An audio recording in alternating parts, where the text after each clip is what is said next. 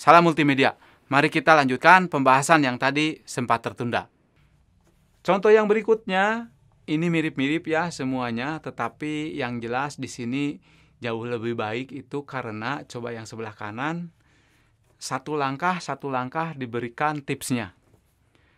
Sehingga ketika kita belajar mandiri, kita akan tahu apa salahnya dan apa yang benar.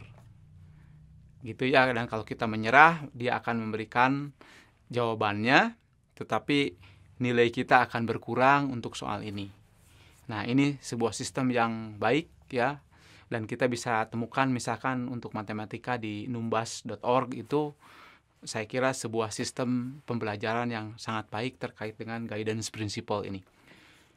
Kemudian ini contoh yang lain lagi, ini hanya memberikan jawabannya saja.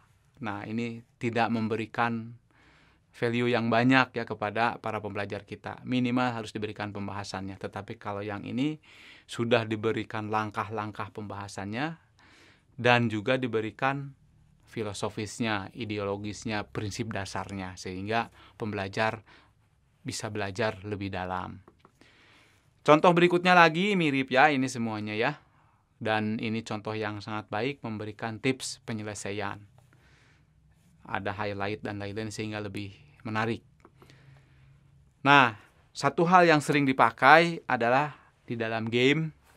Biasanya di dalam game atau di dalam aplikasi modern sekarang baru dijalankan sudah diberikan langkah-langkahnya. Hal-hal yang lain di gray ya, disembunyikan sehingga pengguna baru akan dibimbing dalam menggunakan sistem sehingga tidak perlu belajar kemana-mana.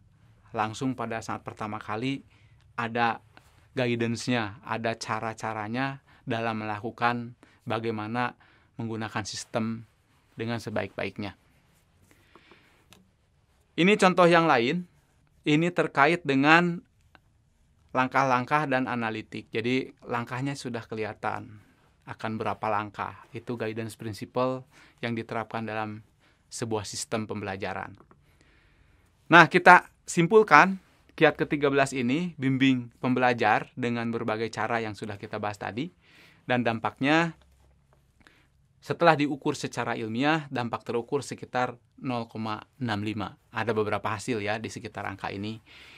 Angka ini cukup besar sehingga memberikan pembimbingan dan memberikan berbagai kemudahan, tips dan trik, memberikan konsep dasarnya. Itu bisa meningkatkan kualitas proses pembelajaran.